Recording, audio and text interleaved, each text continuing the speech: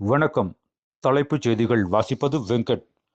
உலகம் முழுவதும் தமிழர் திருநாளில் பொங்கல் பண்டிகை இன்று கோலாகலமாக கொண்டாட்டம்.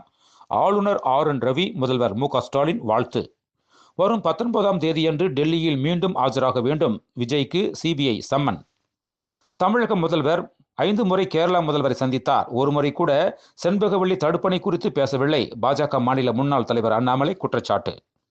எமர்ஜென்சியை கொண்டு வந்து குரல் வழியை நெறித்த காங்கிரஸ் கட்சியைச் சேர்ந்த ராகுல் காந்தி ஜனநாயகன் படத்தை பற்றி பேசுகிறார்.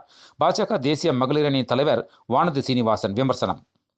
இந்திய கலாச்சாரத்தின் ஒரு பகுதியே தமிழ் கலாச்சாரம். டெல்லியில் எல் முருகன் வீட்டில் நடைபெற்ற பொங்கல் விழாவில் பிரதமர் மோடி உரை.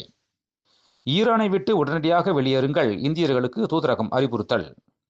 கோவை ஊர்காவல் படையில் முதல் முறையாக திருநங்கைகள் திருநம்பிகள் சேர்ப்பு. மாநகர காவல் ஆணையர் கண்ணன் பணி நியமன ஆணைகளை வழங்கினார். ஷோஹா நிறுவனர் ஸ்ரீதர் வேம்பு விவகாரத்து வழக்கில் 15,000 கோடிக்கு பத்திரம் தாக்கல் செய்ய வேண்டும். கலிபோர்னியா நீதிமன்றம் அதிரடி உத்தரவு.